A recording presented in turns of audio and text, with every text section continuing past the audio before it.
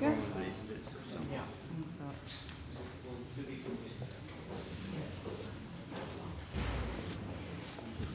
Ja. Good evening, ladies and gentlemen. It's a pleasure for me to be able to welcome you this evening to our cathedral, the Cathedral of the Holy Family. Just a little bit of background and pretend like I'm the in-flight. There are public facilities downstairs. There are two entrances. The main entrance is here, and there's also another entrance there if we need it. But I'm very, very pleased to welcome you all here. Our cathedral, if you have a chance after the presentation you want to take a peek in, you can go through that way. It was built in 1890 by the famous architect Alfred Waterhouse, who also did the Museum of Natural History. And if you go into the foyer of the Museum of Natural History, it looks exactly like our cathedral without the whale. And we purchased it freehold from the current Duke of Westminster's grandfather in 1967. And it's been our cathedral since then.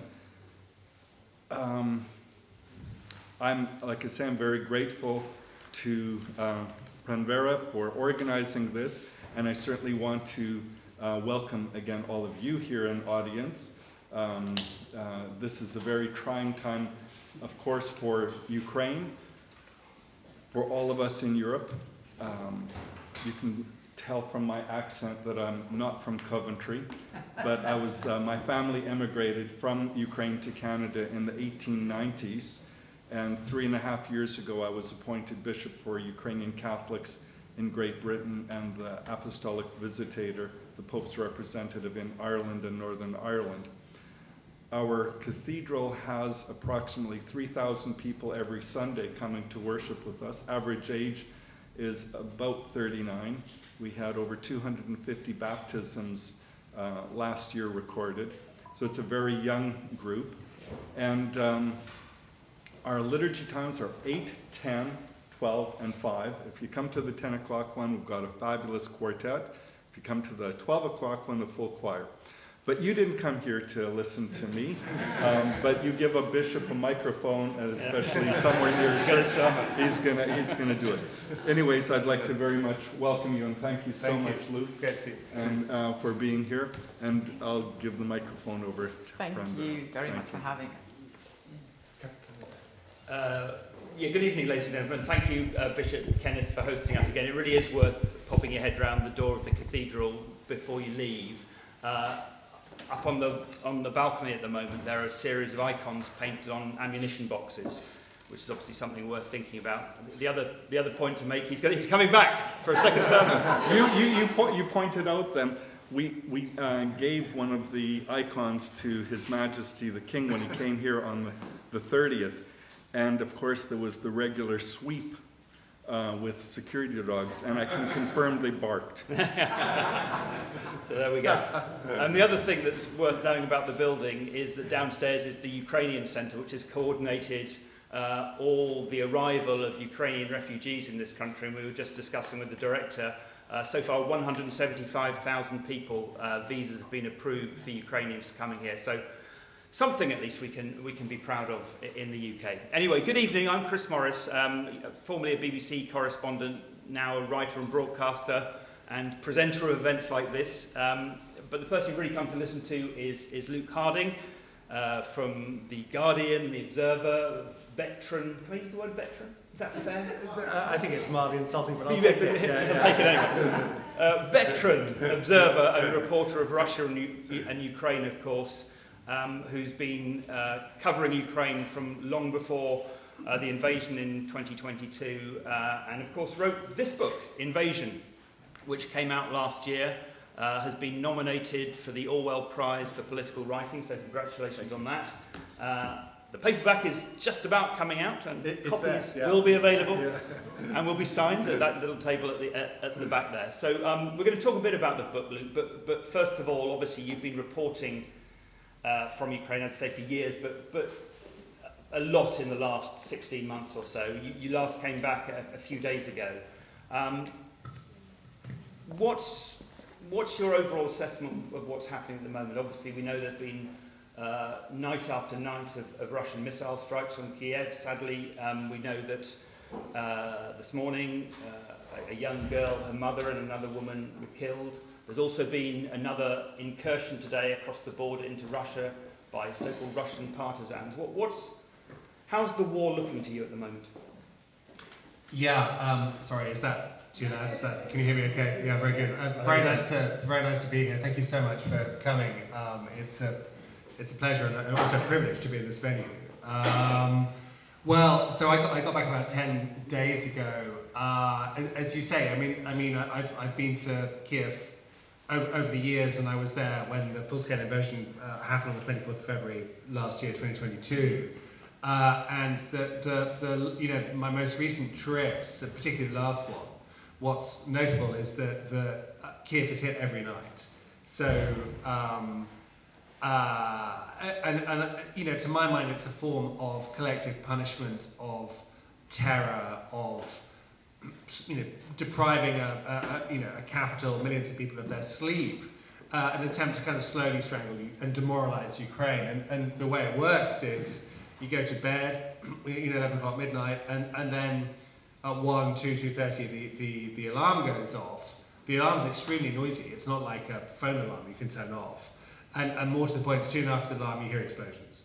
So there are explosions in the sky, Ukrainian air defences are engaged, you go out into a balcony, you see tracer fire. I mean, it would be like a Netflix movie were it not so real, and the consequences so awful and so tragic very often. And then, by 4 it's all over, but of course you can't sleep because you're full of adrenaline. So, you go to sleep at 6, sleep for a couple of hours, then you have to you work through the next day or do whatever you do, and then it's repeat. So there's been the Russians have really sort of stepped up in the last sort of couple of months with their air attacks. I think, to test Kyiv's air defences. It's not just Kyiv that's being hit, by the way, it's everywhere that's being hit. I was in Mykolaiv in the south, and 3 nights in a row we had to go and hide in the bunker in the middle of the night. There were explosions. One bomb landed about 5 kilometers away from us, which sounds quite a long way away, but actually it sounds incredibly near. And if it is a full-blown war, it feels like a full-blown war. And I think the reason the Russians are doing all this is because they know a storm is coming, a Ukrainian storm is coming, that there's going to be a counter-offensive. I mean, you can talk about the kind of military dynamics. There are 12 newly formed Ukrainian brigades, 9 of them equipped with modern Western kit, with main battle tanks, with Challenger 2 tanks in the UK, about 14 of them with long-range artillery, Storm Shadow artillery, which is being already deployed quite effectively by Ukrainians. And there is going to be an enormous push. And, what shape that takes is not entirely clear, but certainly when I was there, I was talking to Ukrainian commanders down on the front line in the south. I was in Kherson city for a day, which is being pulverized remorselessly, not just by long-range missiles, but by tank fire, by mortars, even by snipers, because the Russians are so close, they just crossed the Dnieper River. And they were saying, look, this idea of a counter-offensive has been a little bit misunderstood. What it is they were talking about a kind of rolling spring-summer campaign.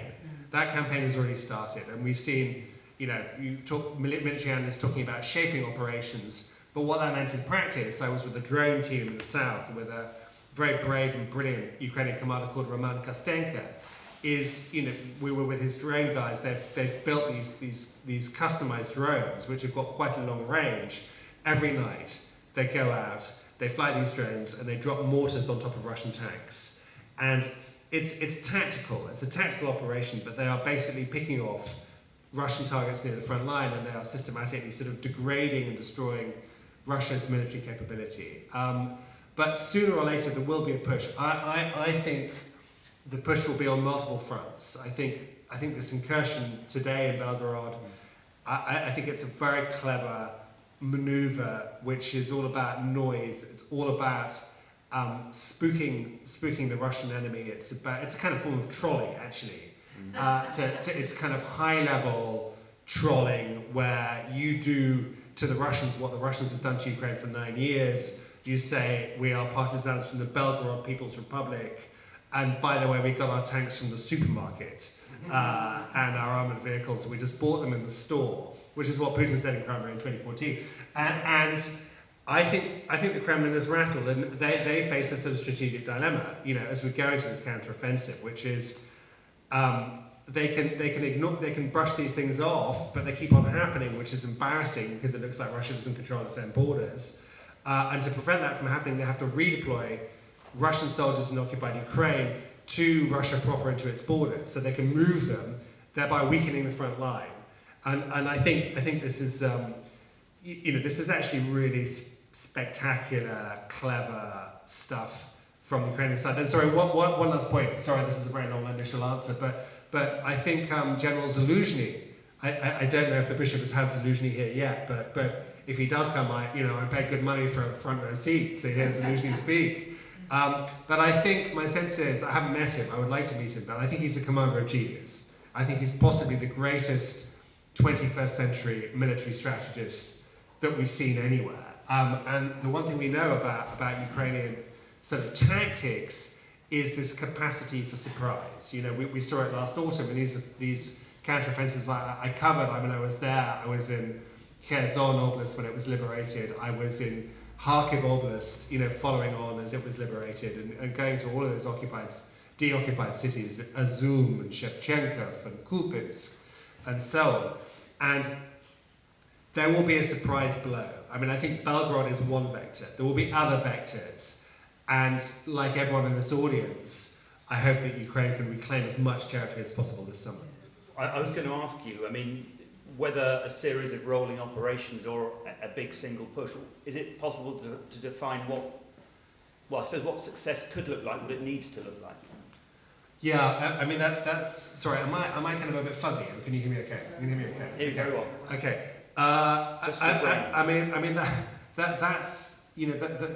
the kind of key question. The thing is, unlike last year, I think there are kind of fewer surprises as to where Ukraine will try and advance. It's clear to everybody that Zaporizhia Oblast is going to be the main. It's going to be the main plot stab. It's going to be the main kind of main sort of push. Because what Ukraine has to do is got to kind of break the land corridor, occupied land corridor, connecting the eastern Donbass region with western occupied zones and with Crimea. And if they can go all the way as far as Berdyansk, that's a big if, then that means that Crimea effectively, especially if you blow up the Kerch Bridge, becomes an island. And then you can slowly start squeezing Crimea. You don't need to do some kind of heroic attack on Crimea. You just make it unviable for Russia, and meanwhile you destroy the Black Sea Fleet. And so I think that is the plan. The problem is the Russians know that's the plan, and they've constructed, fortifications that are visible from space. They're the biggest trenches we've seen, the longest trenches we've seen anywhere on the planet for decades. 5 meters by 3 meters. They have mined all of Zaporizhia. They have mined the whole left bank of Kherson. That they are.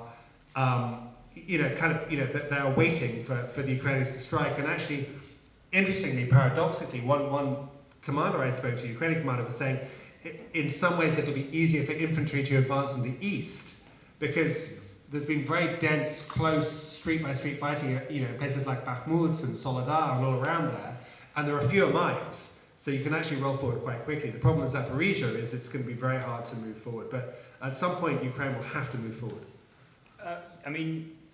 One thing that shines out from the book is that war reporting is often about ordinary people caught in extraordinary situations. You mentioned being in a bunker recently when a bomb fell nearby. There are ordinary people experiencing that night after night. It's obviously different for different people, but how would you assess the public mood more than a year on from the big Russian attempt to invade? I think the public mood is I think morale. Actually, I think questions about morale is very strong on Ukrainian side. Despite the nightly bombardment, despite the terror, despite the brilliant brave soldiers who've been dying, despite all of the horror, terrible horror of this war, I think Ukraine is unbroken. I think people believe in victory. They believe in Ukraine's armed forces. They believe actually in their governments.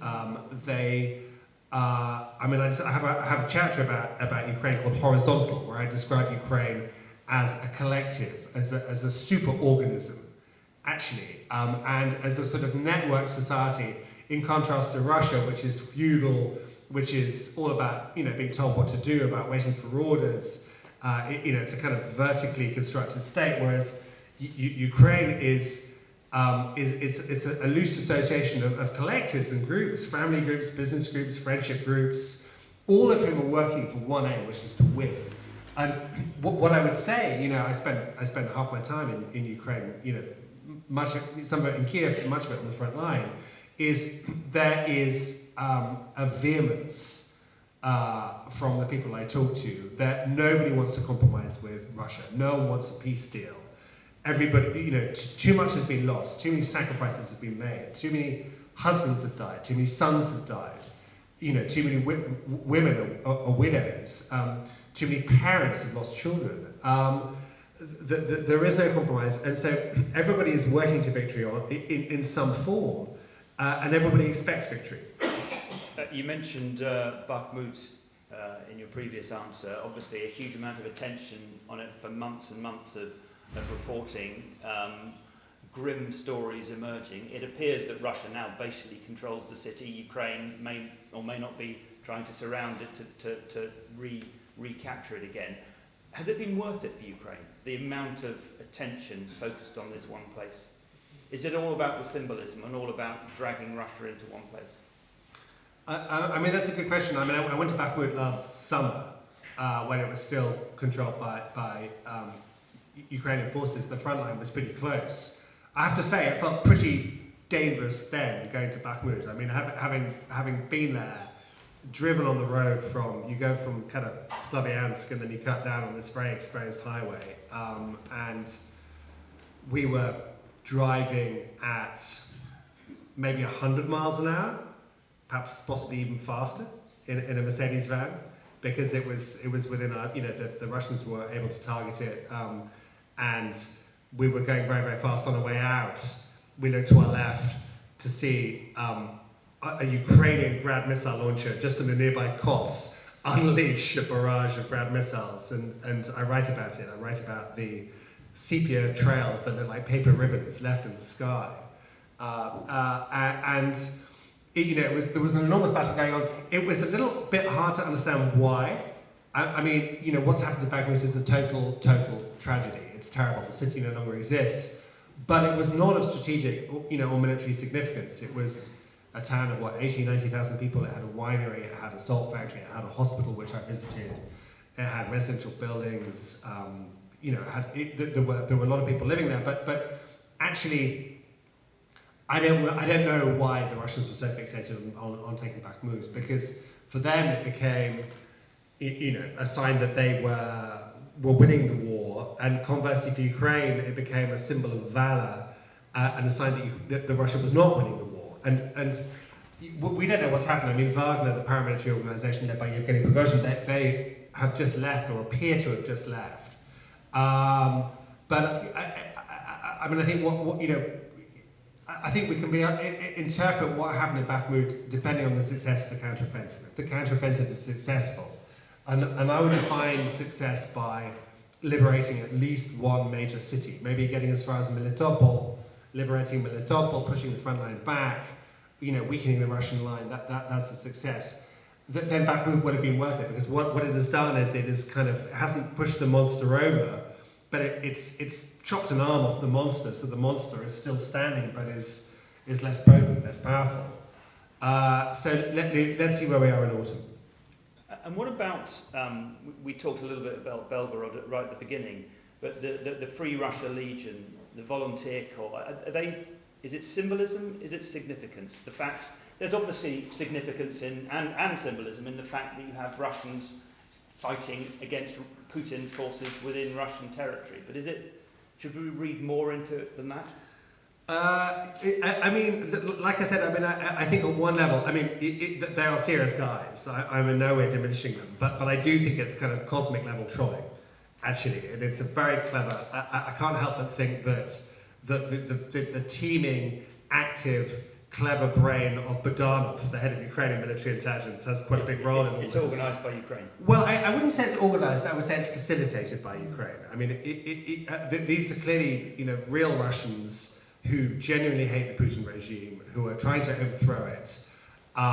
But obviously, these incursions are coming from Ukraine itself. So it would be naive to suggest that they are just free actors. Of course not. They're working, with the Ukrainian authorities to some degree, but they also have kind of autonomy. I mean, what's interesting is that, if I'm honest, and perhaps no one sort of tweet this, but between friends, when I interviewed Ilya Panoryov, who's the former Russian Duma deputy, who basically voted against the annexation of Crimea. He's the only one who did. He was in California when he was stripped of his Russian citizenship and his bank accounts were frozen. And he told me the story, and he had $22 in his pocket, and he ended up sleeping in a car in somewhere outside San Francisco, and he became a tech entrepreneur. Then he returned to Kyiv, and he's a successful, clever guy, and he invested the money that he had made from Silicon Valley into a media channel called February Morning, which is in Russian, but aimed at Russians with a goal of overthrowing the Putin regime. But also he kind of co-founded or organized the Free Russian Partisans. And for a while I wasn't sure that they actually existed. I wondered whether they were just a kind of construct, but they do exist. And moreover, if you talk to Ilya, they seem to have been behind, or at least claiming responsibility for the assassination of these far-right Russian military bloggers, one of whom was blown up by a golden statuette and killed. I'm told they didn't do Prilepin, the Russian writer who was blown up. His car was, I don't know who did Prilepin, but they say it wasn't them. But generally they've been claiming responsibility for all sorts of subversive partisan activities, for sabotaging railways, blowing up weapons dumps. I don't know. I don't know how coordinated this kind of revolutionary anti-Putin movement is, but I do think it's something no one had predicted and expected. And I think that these sort of Russian partisans, free Russian partisans, they clearly have an appetite for doing these crazily romantic kind of shoot-up operations in Russian territory, and I think they're very, very successful. You mentioned Putin, and you talk a lot about him in the book, if you like, delving into his motivation, his psychology almost, part mysticism, part history, 100% political force. Presumably he did genuinely believe he could take Kyiv within a few days in February last year. Where does he stand now, do you think? I mean that is such an interesting question. It's one I explore in sort of chapter 2 of my book. I mean there are so many ironies about this terrible story. I mean, one is that Putin genuinely considers himself to be a brilliant spy. He thinks he is the greatest spy of the post-Cold War era. He thinks he has a godlike ability to understand and manipulate human nature, that he can sit here with you and he can see your psychological vulnerability. I think I'd be at the other end of a longer table. Well, you would be wise to be somewhere else entirely. But then he can kind of peer into your soul. He can see your stress points. He's read the dossier on you, of course. And he can manipulate. His nickname when he was in the KGB in the 1970s was Moth, because you didn't really notice the moth. The moth was rather kind of grey and bland and small, and operated in the shadows. And you ignore the moth, and then one day you wake up and you realise your coat is full of holes. That is Moth, and that was kind of Putin's method, is to do all of this kind of psychological stuff. And I think, I kind of argue that what happened with Putin was that, like all dictators who stay in power for too long, is that he lost touch with reality. And I think he had a particularly bad experience of COVID. And you mentioned the table. I mean, the defining image of the late Putin era is us on stage and Putin. I mean, this room is not big enough. A very long way away, a small, unsmiling man at the far end of a long, long table. That he's clearly terrified about his personal security. And he's extremely isolated. I mean, he was already extremely isolated. He didn't use the internet. He didn't have a mobile phone. He relied heavily on briefings from the Security Council, from people like Nikolai Patrushev, and from the FSB. And the FSB, seemingly, I mean, we don't know, but they told him, and also Viktor Medvedchuk, the leader of the Russian opposition bloc, told him, the pro-Russian opposition bloc party in Ukraine told him as well, that essentially that Ukraine was run by a small, corrupt, decadent, pro-Western government of Zelenskyy and his kind of actor entourage, but that the Ukrainians were supported Russia, were waiting for liberation from their neo-Nazi yoke, and so on. And all of those tropes which are familiar to everybody here from Russian state propaganda, it seems Putin believed. He genuinely thought that these Russian tank columns that were, trundled across the border when I was in Kyiv on the morning of February the 24th, in a kind of act of cosplay, as if they were reenacting the Second World War and the storming of Berlin, that the people would say, "Spasiba Russia, spasiba, spasiba Putin," and give the troops flowers. And I think it was a rude awakening when that didn't happen. And that whole kind of project was a failure. But the point is that Putin can't fail because the political consequences for him are too great. And so he's doubled down. And what we've seen, I think, I was talking about this earlier with an academic called Tom from King's College London, is a degree of, you can call it ideological flexibility, or you can call it ideological incoherence. But the Kremlin's reasons for this war, Putin's reasons for this war, they were initially denazifying Ukraine, demilitarizing Ukraine. Then they started talking in spring, after they withdrew from Kyiv, about liberating the Donbass. So it's about the Donbass again, the suffering people of the Donbass. Then, in autumn of last year, Patriarch Kirill, former KGB agent like Putin, they served together, starts talking about de-Satanizing Ukraine, which means, by extension, probably and respectfully, perhaps not including you, Bishop, but everyone here is a Satanist. You're all Satanists. And then the rhetoric has gone from Satanism to, I'm not sure what. And it's actually very, one question that intrigues me now is, how would Russia define victory? I don't know what victory is, and it seems that Russian state propagandists are also a bit confused about what victory might be, whereas everybody here can tell you in 5 seconds what Ukrainian victory is. Well, I was going to come on to the other protagonist, Zelenskyy. The iconic video in late February 2022, "I'm still here" on the streets of Kyiv, and become a former comedian who's now one of the most famous people in the world. How do you explain his trajectory? I guess sometimes people just rise to the moment.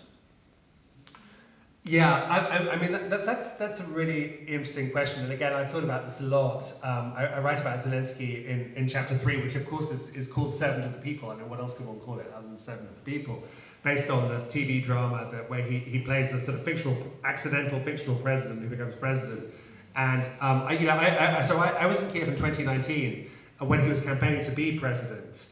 And, probably wrongly, but inevitably, like many journalists, this was quite an amusing story. I mean, this is a famous TV actor. I mean, Ukrainians know this, perhaps other not-Ukrainians don't know this, but he won Ukraine's first series of Strictly Come Dancing, wearing a bolero suit. He played the piano with a piece of the body you don't normally play the piano with. I mean, he was famous in Ukraine as a celebrity, as an entertainer, as someone who had a very amusing late night show. And then he makes this transition to politics. And I met his team back in 2019, and they were sincere. They were, had sort of fresh faces. They were mostly male, but it was clear they didn't know very much about politics, but they were talking about sort of reforming Ukraine, making it a more digital country, a more progressive country, a more Western country. But what's forgotten, and what I kind of explore in my book a bit, is that Zelenskyy was elected in 2019 on a peace platform. He basically said, "I will sit down with Vladimir Putin, a bit like you and I, and we will solve Donbass. We will bring peace to the east, and the shooting will stop." And by that point, 2019, people were really wary of war, and they voted for him overwhelmingly. Actually, in a way, that was good for Ukraine because Petro Poroshenko, I can tell you, I mean, I knew his people quite well, he really wanted to win. So this is a very rare example of a president really wanting to win, conceding to someone else whom he didn't like, and a new team, new people taking over. And I think what happened was that Zelensky, he didn't exactly make concessions to Putin, but there were some sort of negotiations in that period, 2019, and he realized that the shooting was not stopping, that the Russians were still killing Ukrainian soldiers, that fathers, husbands, brothers were still dying in the then front line around Donbass, and he kind of wised up. And one other thing, you know, I was in Ukraine December 2021, January, February 2022, in the run-up to war, and I was convinced, absolutely convinced, that Putin was going to do some kind of large-scale thing in Ukraine, because I've been in Russia, I've been kicked out of Russia, I know how those guys roll, and if you have a bad option with Putin and a really terrible option, bet on really terrible, because that's where you land, inevitably. And actually Zelensky was, either for strategic reasons or because he genuinely believed it, was kind of downplaying the prospect of a full-scale attack. Now, at one press conference I was sitting in the audience and he was on stage, and I sort of said, look, the American ambassador has left, the British ambassador has left town, the Washington and London saying the invasion is going to happen, are you not worried? And he basically said to me, he said, this is about February the 10th last year, he said, we do not have a Titanic situation here. We do not have a Titanic situation here. And that was the message. And, you know, my sense was, and I mean, I'm not saying that, I haven't written this in any sort of disrespectful way, but I kind of write that he was, you know, that there was a great storm bearing down upon him, and he was slightly behind the arc of history. That was my sense. But, as you said, when the invasion happened, you know, Zelensky did a couple of things which were extraordinary. One, the Russian expectation is that he would run away. The Russians just assumed that Zelensky is a coward, that he would run to his little American handlers, pop up in Washington, give lectures for the rest of his life, etc., etc. And he didn't, he stayed. And he stayed knowing that if Russian special forces came into Bankovo, the presidential administration complex, they would kill him. That they were not going to, you know, sit down and part. They were going to kill him. The idea was to kill him and to wipe out his entire government. And I cannot tell you, I cannot overstate the mood. I mean, some of you may have been there, but on the morning of February 24th, knowing the Russians were coming, hearing explosions on the edge of Kyiv, there was a mood of fear and dread. And most Kyivites realized that the Russians were coming, and the roads were clogged. You know, the roads out, there were tens of thousands of people who were fleeing. And Zelensky stayed. And that, I think, to my mind, was the transformational moment in his presidency. And the other thing, of course, is that he has the most astonishing media skills. I mean, he basically took everything he knew from acting and from being able to deliver a speech, and he applied it to politics, to international relations. And I think, I mean, I don't know if anyone would disagree with me, but Zelensky is the first politician, Western politician, on the planet to convincingly use an iPhone. I don't think anyone else has managed to do it with the same finesse or verve or you know, watchability as Zelensky. There's something mesmerizing about him and an iPhone. And one of the things I did with the invasion was I got to know Zelensky's scriptwriter, who's a guy called Dmitry Litvin. And Litvin is a very low-profile guy, you know, passionate in his ideas, sits with Zelensky. Zelensky has an idea, Litvin writes a speech, Zelensky plays with the draft, then he delivers it.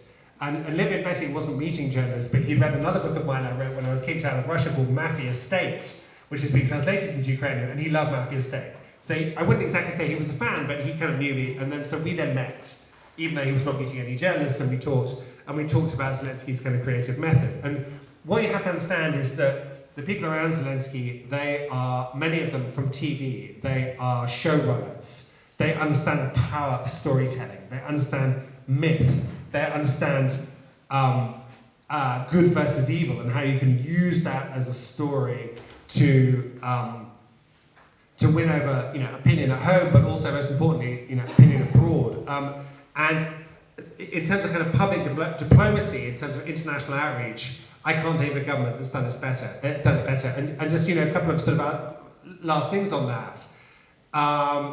If you think about Zelensky when he was at the Palace of Westminster, so not his most recent trip, the one before, where he addressed MPs and peers, and he's standing there on stage, and he's talking about putting together a coalition, a warplane coalition, and then he sort of says, I went to go and see your king. Your king trained as an Air Force pilot. And then he pauses, and then he says, in Ukraine, every pilot is a king. They are so rare. They are so precious. They are so special. And I was watching this live, sitting in Kyiv. I always seem to be in Kyiv when Zelensky is in London, for some reason. And I could feel the hairs rising on the back of my neck. And I immediately texted Litvin, and I sort of said, was that you? And he said, no, that line was his. That was his line. So not only can he deliver it, he can also write it. Yeah. Fascinating. I mean, it's interesting that you remind us that he was elected in a very different time on a platform of negotiation. I wonder when you think he will need to think about negotiation again. You mentioned there's no mood for that at the moment among the people you talk to in Kyiv and elsewhere in Ukraine, but outside the country, Emmanuel Macron, for example, yesterday suggested that if the counter-offensive isn't extremely successful, maybe the time for negotiation will come a little closer. What's your feeling about that? How would you assess those very complex manoeuvres? Yeah, I mean, Macron, the thing is, in a way, for a British person to be, to criticise Macron, that seems a bit kind of easy. Yeah, a bit easy, doesn't it? Okay.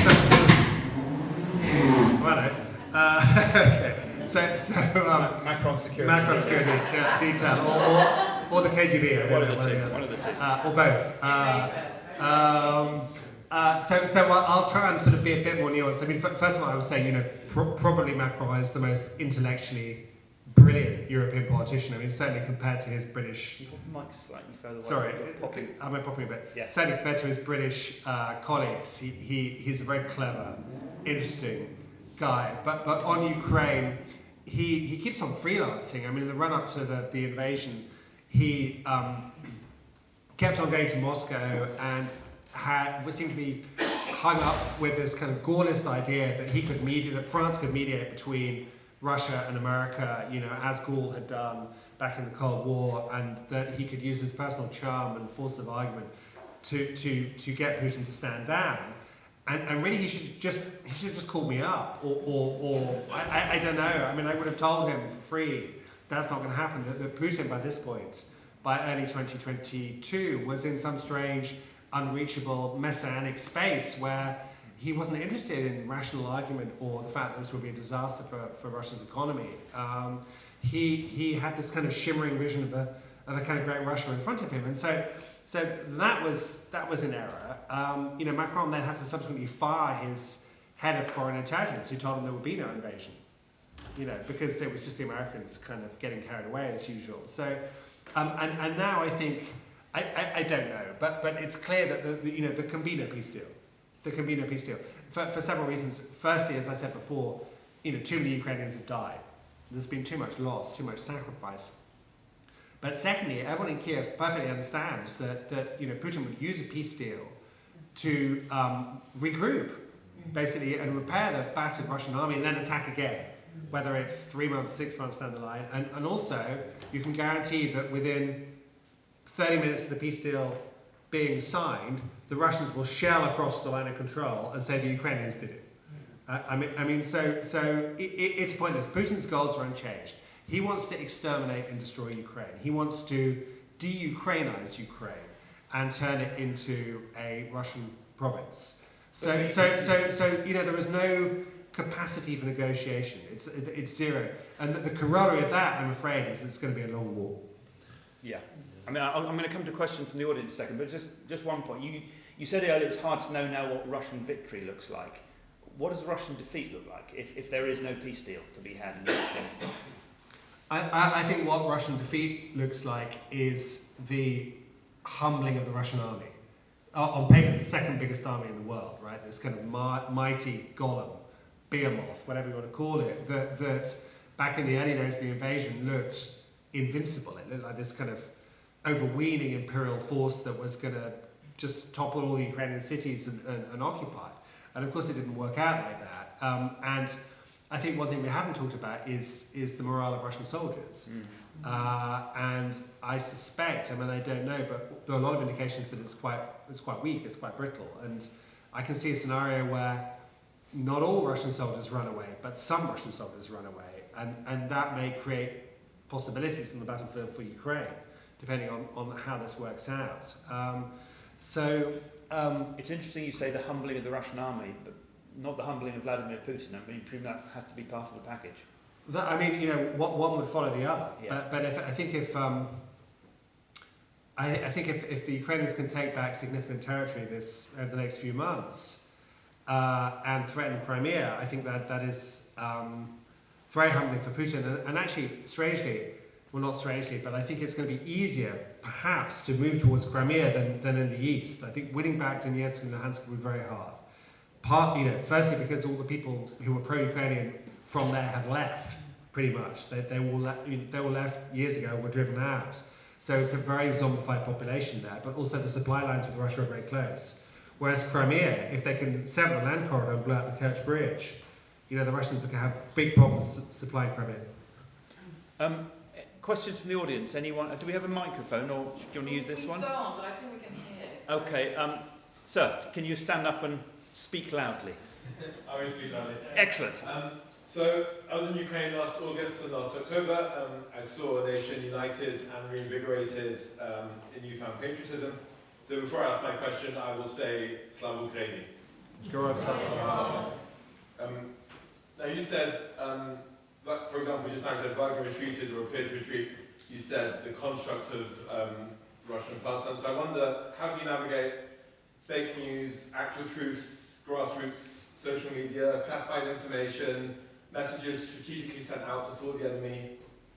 And you know, as a journalist, you're in your quest for truth, and you want to find the real story. So how do you do this? Let's just take one. We'll take one more question. Okay. We'll take two questions. Yeah, Sir, briefly, yeah. Yeah, as Luke knows who I am, I'm a huge admirer of his work. The name's Ewan Grant. I've worked in EU programs in Ukraine. I used to be in the UK Customs Service intelligence and the ex-Soviet states. My question, Luke, is what are ignoring Trump, which I know you've written very powerfully on, what are the weak links in Western support, and what can we do to ensure those weak links are plugged and the support continues? Okay, so information warfare, I guess, Yeah. generally, and then weak links in Western support. Okay. Well, you know, on the how do you find out what's true? The answer is good method, and the good method means basically you go there, So and also you keep going there. So you know, when I do these reporting trips, you know, I come in from Poland and then get the train from Lviv to Kyiv. I start off in Kyiv normally, and then I go somewhere, either go to the eastern front or the southern front. We have a security guy, a very good driver called Oleg, have a photographer. We bought ourselves a Land Cruiser, the Guardian. And, you know, and I've got a pretty big network of contacts. I mean, I've been covering the region for a long time. I've met a lot of people. Sometimes you need permission. I mean, when I was in Kazan, you have to get accreditation for that first. But you go and talk to people, and you see, and you hear. And, you know, what I try to do in the book, what I try and do in my reporting is, obviously I do the macro, I do the geopolitics, I do how the invasions can transform international politics and rejuvenated NATO in the West, for example. But essentially I try and tell individual human stories and talk to people about their lives, describe what their houses look like, the booms of battle, the shell that landed in the chicken coop, or deafened the dog, or plunged into the garden, or hit the graveyard, or destroyed, you know, the farm opposite, and to give a vivid portrait, novelistic portrait, perhaps, of life in that situation, and I've tried to do that throughout in my reporting and in my writing, and basically you have to be there. But Yeah. Luke, in a sense, that's always been the case. Right? I mean, Martin Bell's here in the audience. It was the case in Bosnia. There's no substitute in war reporting for being there. I guess what's changed, and I think was partly behind the question, is this avalanche of bullshit on social media and elsewhere. How do you navigate through that to make sure your audiences get the closest version of the truth that you can provide? I mean, if I'm honest, I don't read it much, actually, and I don't also read what other newspapers write, which is maybe arrogant and foolish, or maybe actually quite useful. You know, the thing about Martin Bell can speak to this, of course, but the thing about war reporting is there's something quite elemental about it. In some ways, it's the purest form of journalism. I mean, you're not phoning a press officer. You're not, waiting for an interview with a government minister. You are going to see, on one road you can travel down, on one day it's okay, the next day it's not okay. You observe. I try to write about wildlife and nature as well, not just about politics and bombs, because these are real people with real lives. This is a question about weak links. I haven't got to that. We're coming to that. We're coming to that. Yeah. We're coming to that. Well, we'll get there. So that's what I try and do. So on weak links, I mean, there are two ways of looking at that. One is the kind of broad, the broad politics, which you kind of perfectly understand, and the other is, to kind of grassroots level. In terms of broad politics, the big danger that everyone perfectly understands is Trump. Is that Trump comes back in 2024, and if that happens, I think everyone is pretty. We know what's going to happen next is that Trump will immediately stop American military aid to Ukraine. It will cease very, very quickly. There's a strong possibility that in the second Trump term, Trump will pull out of NATO. He will do his normal kind of ludicrous boasting that he will get Putin and Zelenskiy around the table, and he, Donald Trump, will bring about peace, in a way that the weak, failing Joe Biden couldn't do, etc., etc. This is a huge strategic threat to Ukraine, and the governments in Vancouver, they know it, and that's in a way why this counteroffensive is so important. That actually they have to take back some territory this summer. The more the better, both to show to Ukrainians that victory is possible, and that Ukraine has got the strategic initiative, but also to Ukraine's Western partners that all of these tanks, all of this investment, all this security assistance was not in vain, that victory is achievable, actually. So it's a crucial year. This year is crucial. Personally, I don't think Trump is going to win, but no one knows, and it would be foolish to kind of write him off. I mean, we'll have to see. Trump is a huge threat, and the kind of pro-Russian or Russian understanding, Trump wing, the American first wing of the Republican Party, I find very scary. I think in this country, on a political level, as you perfectly know, there's far more. Everyone agrees. Basically, the UK, I think, is the most, perhaps after Poland, the Baltic states, is the most pro-Ukrainian country out there, and according to Dmitry Medvedev in a tweet this morning, UK is also Russia's eternal enemy.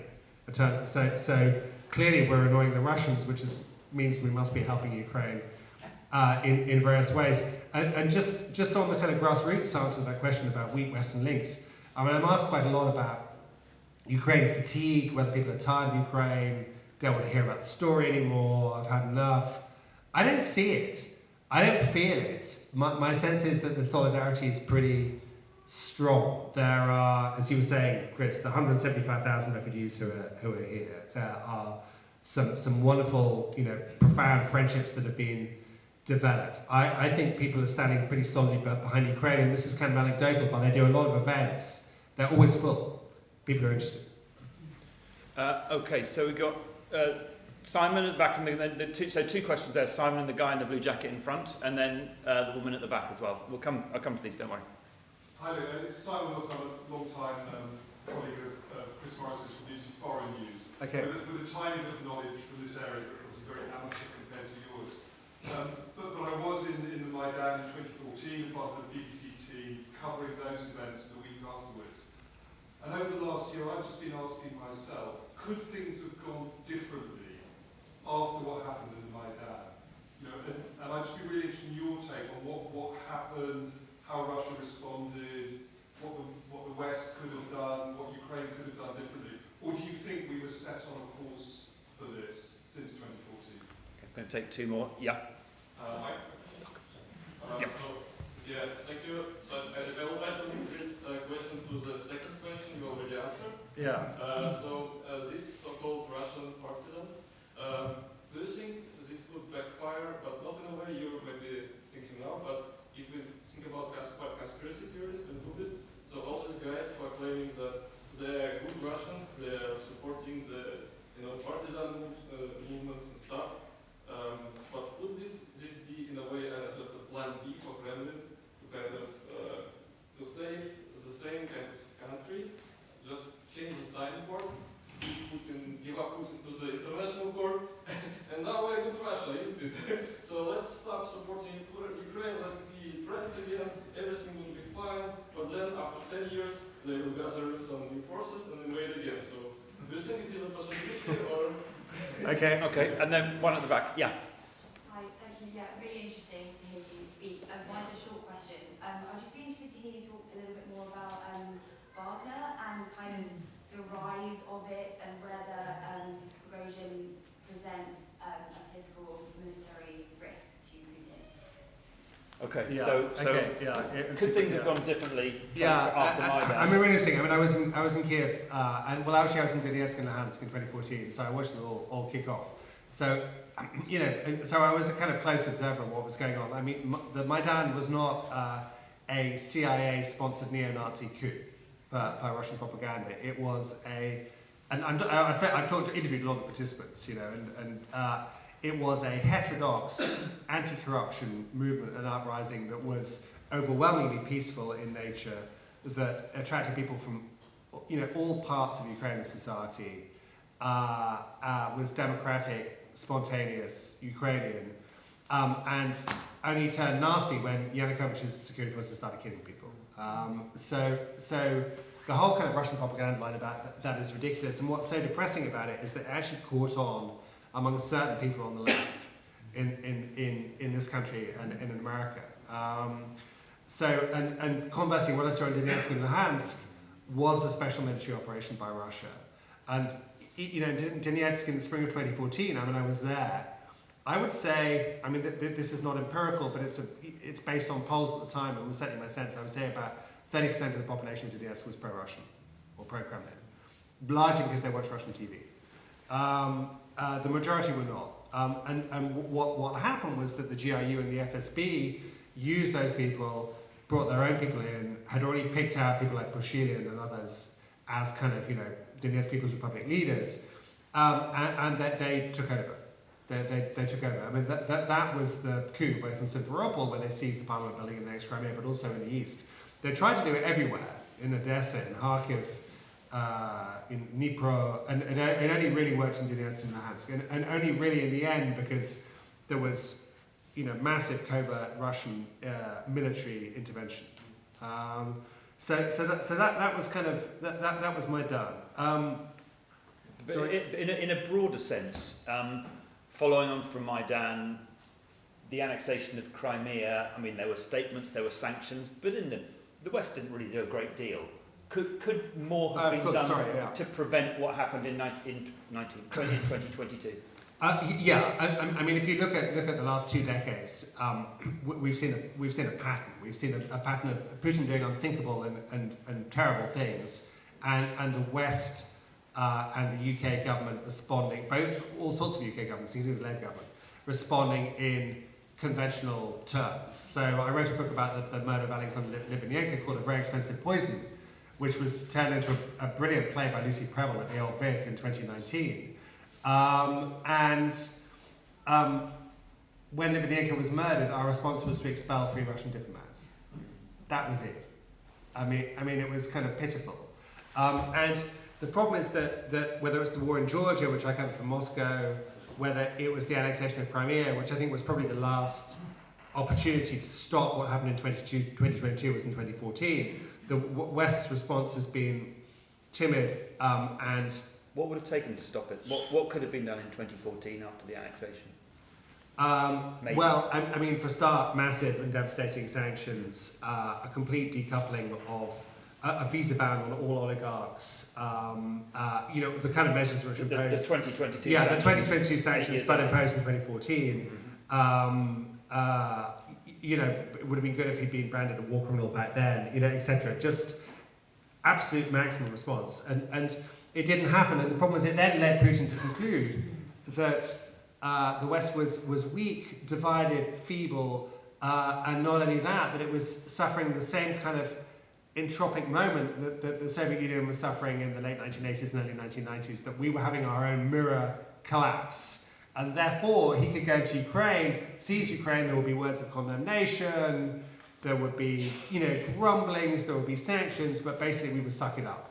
That's what he expected. And it was a complete, actually, happily, miscalculation.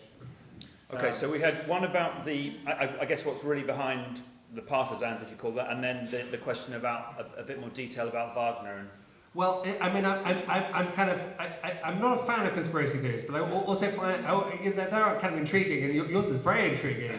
The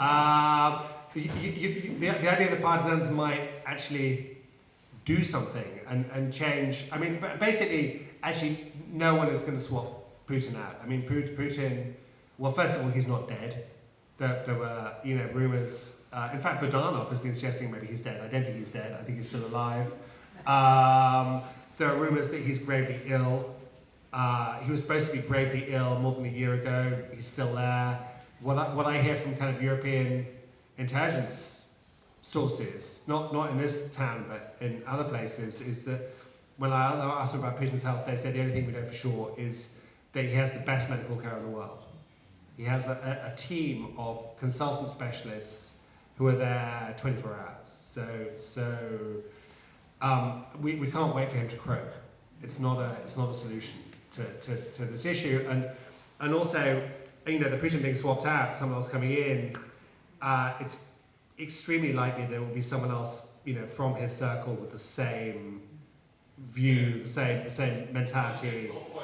And so it's not going to be Navalny, it's not going to be a Democrat, it's not going to be more amenable, someone more amenable to the West. It will, one thing I can tell you is it'll be a man, not going to be a woman. It'll be a man, probably another short man. So on Prigozhin, and you know, Prigozhin seems to be sort of setting himself up as a kind of alternative president, as a kind of counter-president. I was going to say, how tall's he? Yeah. He's sort of, he hasn't got much hair, but he's not very beautiful, but he's bigger than Putin. Yeah. I mean, he looks like Nosferatu to my mind. Prigozhin. But the thing is, I think what you have to understand about Prigozhin is that he is licensed to do that. I don't think he's freelancing. I mean, you know, actually the way he's been tearing apart Shoigu, Gerasimov, I mean, his latest rants after the drone attack, I mean, it's darkly comedic to watch it, especially if you speak Russian. I mean, he is kind of crazy, and yet actually, I think he's allowed to say that because, you know, Putin has always played the role of supreme arbiter in Russian elite politics. That's what allows him to maintain his preeminence, is that he arbitrates between rival factions. So, you know, you have one faction, you have the Gerasimov faction, you have the Prigozhin faction. Prigozhin has been a useful tool for the Kremlin. I mean, you know, the whole internet troll factory was a hugely successful operation in 2016 in helping to install Donald Trump. You know, and Wagner mercenaries have fought, you know, they fight better actually than regular Russian troops for sure. So I don't know if Prigozhin harbours political ambitions. I don't know whether he's going to meet with an accident, but he is not a freelance operator. He's licensed to say this crazy stuff. And actually long may it continue, because the more he rants, the more dysfunctional the Russian military becomes, and the better it is for Ukraine. Okay, now we've got two questions very patiently waiting in the front row, and then one at the back and one over. So, sir, and then. Yeah, I still think you're being over-optimistic the way you were describing of the unity of Ukraine, etc. I mean, there's no plan B really in place. I mean, little bits and bobs maybe. But there is Zelensky in preparation for any sort of true compromise or peace? Probably not. Is he capable of it? Possibly not. I mean, I think, and by the way, I was the biggest supporter of the military build-up, of modern arms, of even bombing Moscow. I'm not some peaceniker, etc. At the same time, to be a true warrior, or whatever you want to call it, or truly military, you have to have that plan B when a compromise is necessary in life, and many conflicts it has been necessary. Okay. Is there a plan B? I say there isn't really. And the Americans, even with the Democrats getting in, there's not an appetite for the Ukrainian war. I can tell you as an American. So is there a plan B, sir? Just back to the weak linked piece. 25% food inflation in the UK or in other countries in the West, and oil price is something that I think was tiring people somewhat. Could you help me understand what brought that down? And in the event of this counter-offensive now, can we see that coming back? Sorry, what down inflation you mean? Or Food. Price of cost of food. I mean, one of the things that happened with this war is we all became acutely more aware of the supply chain of food and how much grain comes from central Ukraine. Okay, so thank you. There's the woman at the back here, and then Yeah, more about Western support. Wouldn't it be easier for Ukraine to win if it's a member of NATO? Ukraine is asking constantly, and today Zelenskiy in Moldova said again that we would like to be. Will it happen in July or not? Okay. And my second one is, I am Ukrainian, but what happens to Russia if Ukraine wins? Will it disintegrate? Will there be a breakaway state? Will it collapse? That could be an entire other hour and a half, but it's a good question. These are all great questions. Yeah, there's one more coming. Oh my God! Okay. Sorry, I've got it in my head. Yeah. Thank you. I was just wondering what's the state of the fight against corruption in Ukraine at the moment. I mean, it's something that's not reported on as much in English language and maybe more Ukraine. It has kind of got a chance of coming out of the war much cleaner. I mean, Zelenskiy was supposedly sort of linked with Volodymyr when he was initially elected. That seems to have been broken now. While other people seem to be arrested. So is that making a lot of progress? Okay, shall I try and do this at warp speed? Yeah. So I don't know if Zelensky has a plan B. He has a plan to end the war, which includes also, justice, accountability, war crimes tribunal, and so on. I mean, I think he perfectly understands that were he to, as president, recommend some kind of deal which leaves Russia with large swathes of occupied territory, then he would be overthrown. Because the mood among ordinary Ukrainians is as I was saying, is so vehement that a bad peace deal would not be sellable. No one wants to compromise, and so basically Ukraine has to keep going. And how realistic that is, whether the West has, I don't know, but I don't think he has a plan B. I really don't for now. And America doesn't either. That's the problem as well. Right, okay. And the next question was about weak links in food, right? Is that, yeah. Okay. So Putin's calculation is that the West will eventually tire of this conflict, and that things like high food prices, high inflation, high oil prices, cold winters, just fucked offness with our domestic political class will tilt the field back in his favour. And obviously he's banking on Trump. The Russians are all in for Trump in 2024 as they were in 2016. And he's, I think, I mean, I don't know, I can't see inside his head, but I think he's probably surprised by the sort of, the kind of strength of the Western response thus far. I mean, it has been remarkably coherent. Even the Brits are talking to their European allies. Boris Johnson. Do you remember Boris Johnson? I mean, essentially, some Ukrainians in the audience, but I agree with my Ukrainian friends on absolutely everything apart from Boris Johnson. And after the third glass of Samagon, sitting in a Kyiv flat just before curfew, I go, no, he's a liar, he's a cheat, he's don't put your daughter in a taxi with him, this guy's a nightmare. And they just go, no, we love him. And that's somewhere we have to disagree. But I mean, the sort of substantive point is actually the UK has been cooperating with European countries in a way that it hasn't been recently over this. But the Putin calculation is eventually we will tire.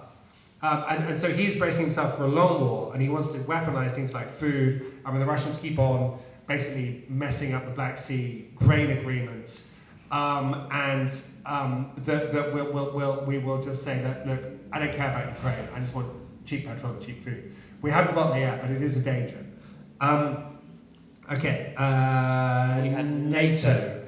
Yeah, so, I mean, it's crazy to have this conversation about NATO, because I spent a lot of time with Ukrainian soldiers. To my mind, they are the best soldiers in the world. And I don't say that lightly. They are ingenious, they are clever, they are hugely motivated. I've stopped asking this question because I always get the same answer, but I'll talk to a Ukrainian soldier in a trench in Kherson Oblast, for example, in the autumn. Why are you fighting? And they all say the same thing. I'm fighting for my family, for my parents, for my kids, for their future, for my country, for my language, for democracy, for you guys, for Europe, for the West, for our right to choose, for self-determination. And everybody says this, and it's not that they've been given some sheet they have to learn before they join the Ukrainian army. It just comes from the heart. And some of the most moving scenes I've witnessed in Ukraine were, in the aftermath of the invasion, the early days. I left Kyiv for a couple of weeks because I'm on a kind of Russian sort of blacklist, and I was told by my editor to get out, basically, so I did. So I moved to Lviv, and opposite my flat was the recruiting office. And every morning I would go and get a cup of coffee, and standing sometimes in the snow were guys who'd come back from Poland, from Western Germany, and they were standing there with baseball caps and backpacks, and they were enlisting to fight. And they were not soldiers, they were builders, they were IT guys, they were, and you say, well, why have you come back? And they say, if not me, then who? If not me, then who? And I look at these guys, and there were sort of 20, 25 new guys each day. And you knew that a third of them would be killed or wounded, maybe more. And it was moving and humbling to see them. And basically, with F-16s, which is the kind of latest sort of iteration of Western aid for the Ukrainian Army and Air Force, the kind of European politicians are saying, well, it takes 2 years to learn how to fly an F-16, but I'm pretty confident that the Ukrainian pilots can manage it in 3, 4, 5 months, the same with tanks, right? So it's the best army in the world. Ukraine deserves to be in NATO. I think Ukraine will be in NATO, but I don't think Ukraine will be in NATO by July. And not as long as the war continues, because then the whole of NATO is at war with Russia. Yeah, and there was one last question. I can't read my writing. There's a question on corruption. Corruption. So, I mean, corruption is a thing in Ukraine. It still exists, it hasn't gone away. It's tricky, because on the one hand, if you write stories about corruption, you help the Russian narrative, which is to say that Ukraine is fantastically corrupt, it's run by the CIA and by the Americans, etc., etc. And it's a failed state, basically, or not a state, a not state. On the other hand, there is corruption, and we've had a couple of scandals in the Ministry of Defence about procurement, where prices have been very kind of inflated, or seemingly very inflated. And my view is that, as a journalist, if there were a big corruption story, I would write about it. If I were to sit down with Alexei Reznikov, the defence minister, I would ask him about it. But I think essentially it's up to Ukrainian civil society to ask these questions, and Ukrainian journalists, and by the way, there are many brilliant and brave Ukrainian journalists to kind of pursue these themes, not least because there's only one of me, and I'm already pretty exhausted and burnt out, and if I'm doing the front line, I can't then do kind of corruption investigations as well. So I'm not saying that I won't write about it, I will write about it, but I think it's Ukrainians who should take the lead on that, because ultimately, it's their society that they want to shape.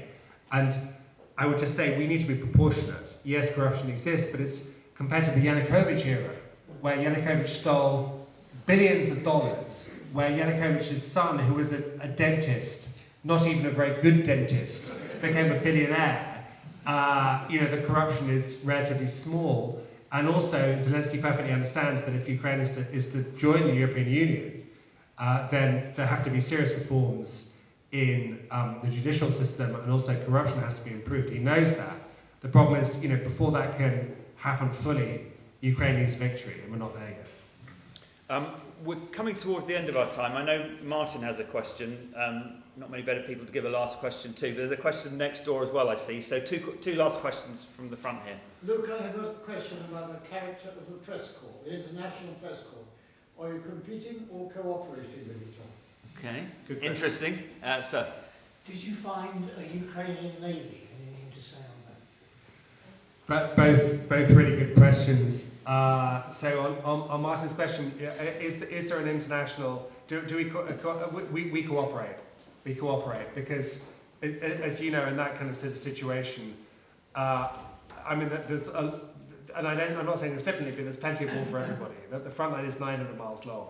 It resembles the First World War with trenches.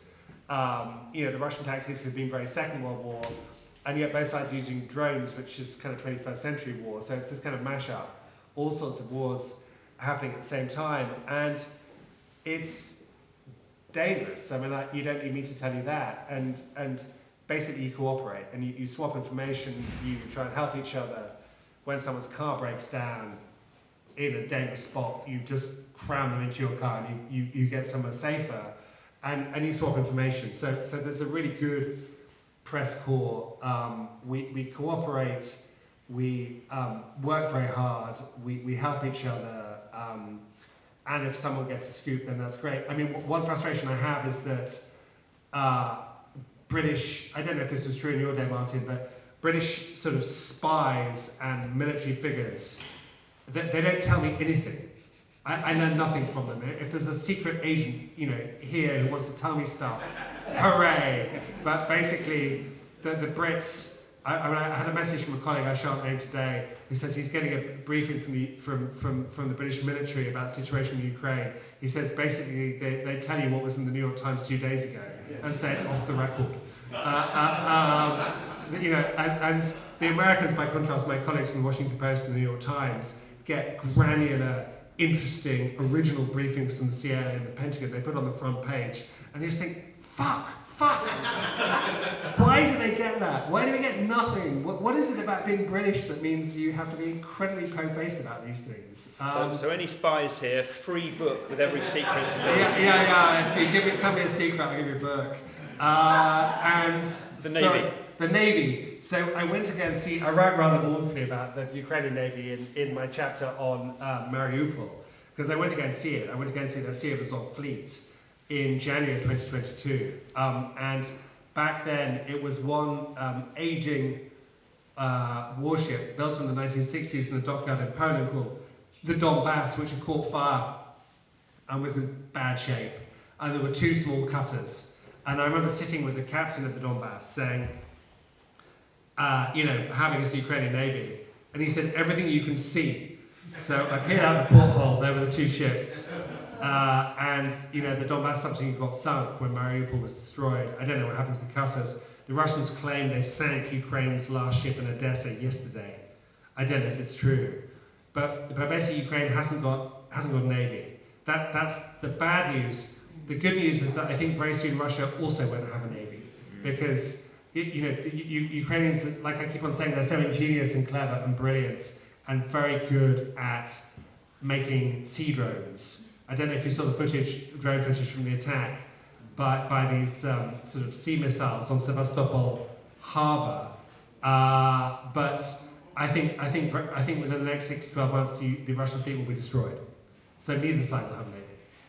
I'm going to ask one last question. You hinted at it when you talked about the recruitment office in Lviv, but obviously one of the most tragic things in a terrible conflict is that Ukraine is losing its brightest and its best. how long can it cope with that for? And what more can the West do to help?